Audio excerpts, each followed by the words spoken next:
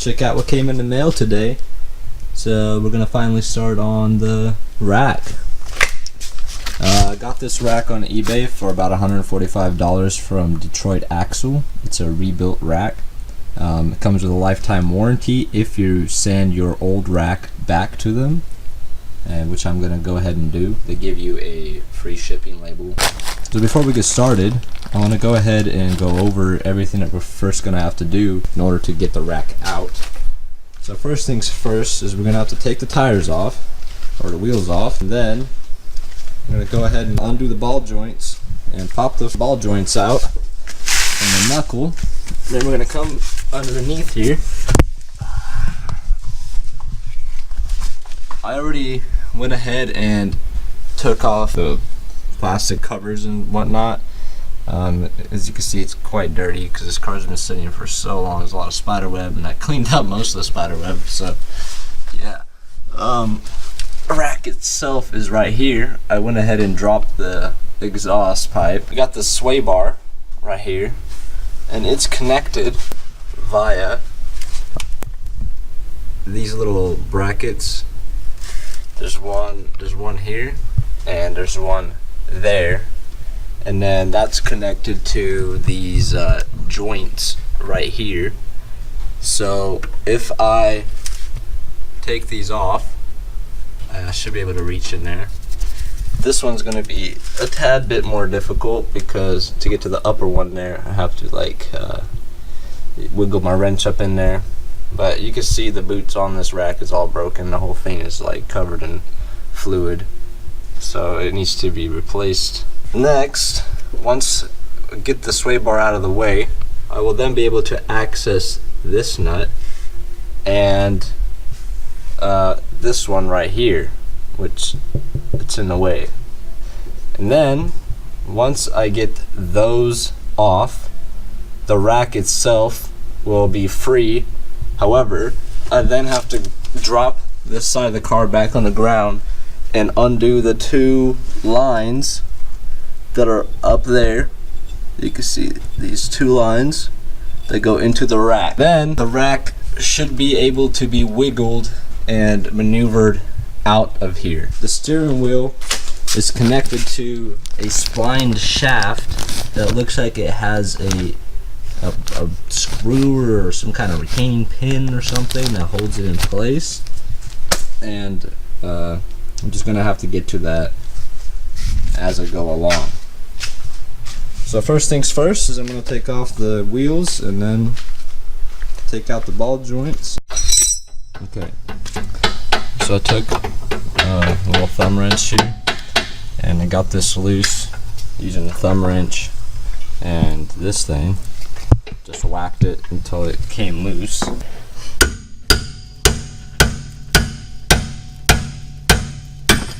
There it goes, and it pops it right out. Okay, let's go to the next one.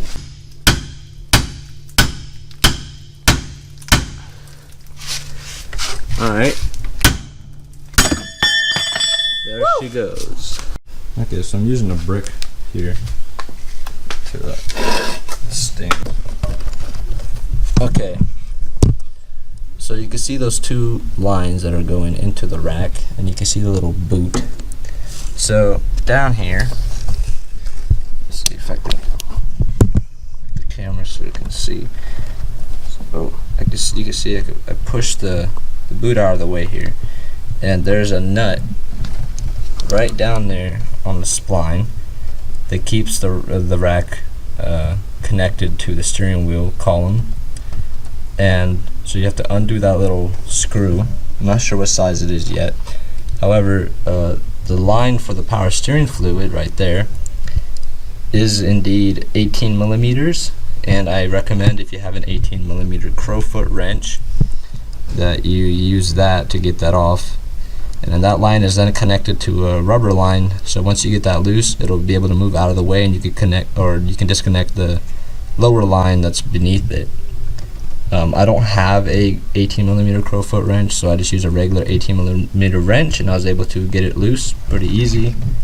So I'm going to go ahead now and take these lines off, and then take off the little retaining spline screw, and yeah, we'll see where we get. Okay, so I got the lines out. They obviously are going to start draining once you disconnect them. So if you guys can see, nice big mess on my piece of cardboard, but we have plenty of cardboard, so it's okay. There's the spline screw. It's a 12mm.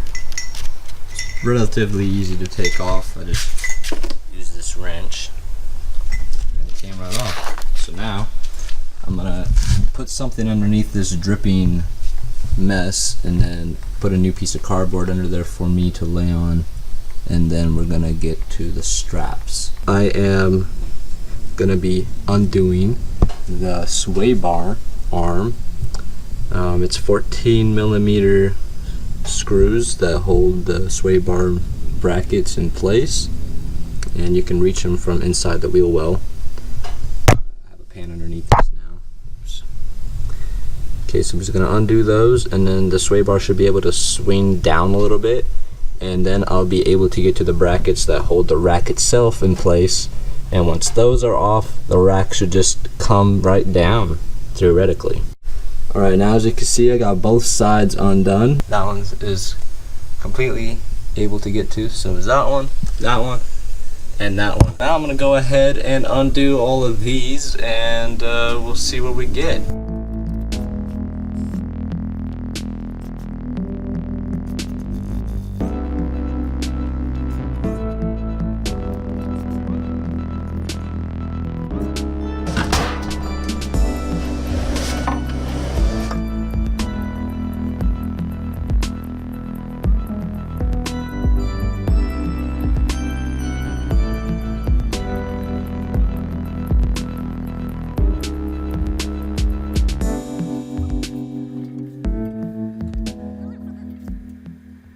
Okay, on the new rack here,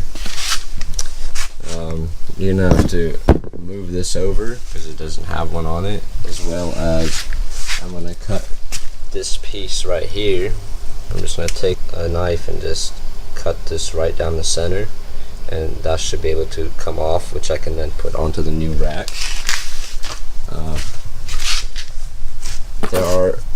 This came with some O-rings, and you can see there's an O-ring in there, which I'm actually going to take out because I'm going to be just reusing the rings that are already on the lines,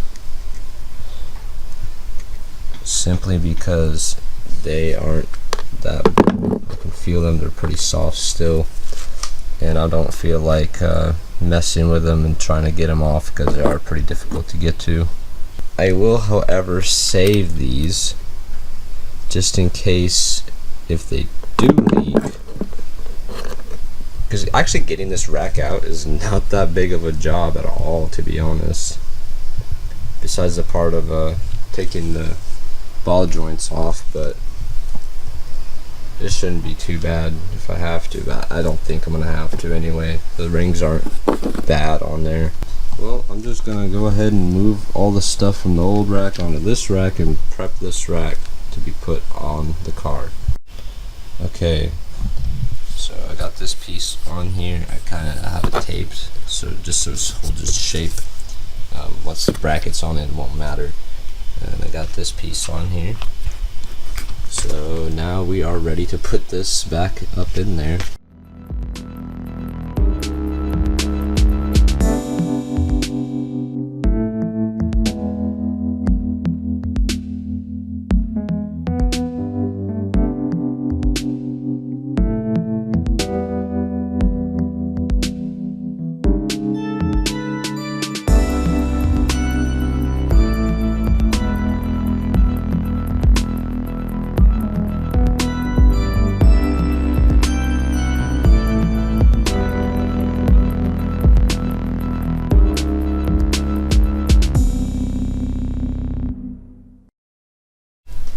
Okay, well, having never done this before, I realized that I forgot to center the brand new rack. So to do that, I pretty much had it all hooked up right, but the rack wasn't centered, so therefore the steering wheel would be off. So I centered the rack using the steering wheel, and then I dropped the rack back down. However, and then turn the steering wheel back straight. However, I forgot that I need 2 people to put the rack back in. Okay, so when I left off, I dropped the steering rack because I needed to align the steering wheel, and I finally got some help, and we put it all back together. In order to do that, put the spline apart, use like a bar or a big screwdriver or something, and pry the splines apart.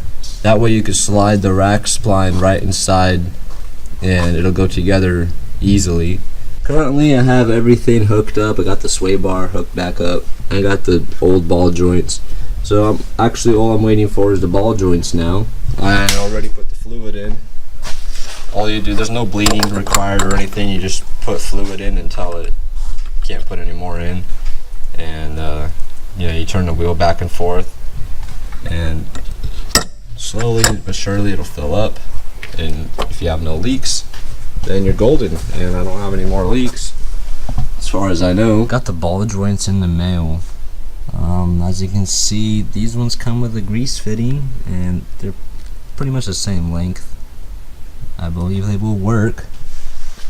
Okay. I did get work started on the clutch, and I tried bleeding it as much as I could, and nothing would happen. So I'm pretty sure that the clutch master cylinder is just worn out. So I got a new clutch master cylinder in the mail. Should be here in a couple days. But I'm gonna go ahead and put these ball joints on and hook everything up and see if everything works. And then I might start it up for you guys one more time because it sure sounds nice without the exhaust on it. I got the ball joints on here. I measured how many, or counted how many threads there was between the last thread and the nut, and there was 5, and there are now 5, including the very last little piece. And the ball joints are all on. Those are straight. Take a look at this one. Also 5 is 5 on both sides. Okay, looks pretty straight to me. However, I want to show you guys a little bit of something. Check out my steering wheel. It's upside down. I did some more research and I realized that I don't have to take the rack out to align the steering wheel. So what I did was, you take out these 2 bolts right here on each side, then the the airbag will come off. You unplug this wire, and then there'll be one in the middle that you unplug, which is this one here. And then there was these 2 metal brackets, which are now upside down, are here, and one of them held this little cruise control switch, which goes in there. I took those out, and then I put my steering wheel puller, because I could not get it off my hand, and stuck that on here, and put my nut on there, and pulled it loose. And then I just turned the wheel over to the right half a turn, so that now it's the proper direction. Don't forget to turn the clock spring with the steering wheel. You have to turn the clock spring with the steering wheel. Okay, so now that I got all that done, I'm ready to put it back together, and I just wanted to do a quick video on this. I am absolutely sweating. I am like wet with sweat because it's about 105 degrees out here right now. But get her done. Alright, I got the steering wheel back together. It's nice and straight now. Wheels are nice and straight now.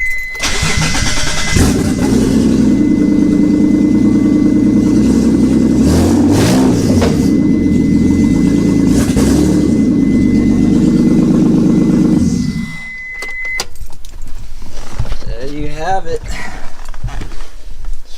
Ooh, she's a stinker. Alright, well, all I gotta do is put all the plastic back, put the 2 support beams back under there, and button everything up, and then clutch is next. Alright, I got the beams back in place. Got this one back. This one back. I got the plastic shield back on. So all that's left now is put the muffler back on, put the wheels on, and that's it. Alright, the muffler is all hooked up. The exhaust. So there's 2 studs. You put 2 nuts on here. I kind of had to hold it like this in my hand, and then try to get the nuts started. Hanger here, those 2 bolts plus the gasket, and then the entire time I'm fighting these freaking mosquitoes. There's so many of them. And then O2 sensor plugs in here. Be sure to wind it the opposite way, and then once you put it in to tighten it up, it'll unwind so the wire will be straight. That's pretty much it.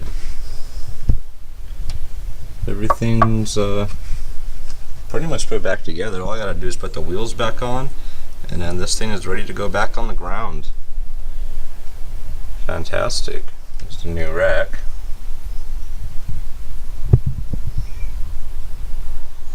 Alright. Okay, got the wheels on.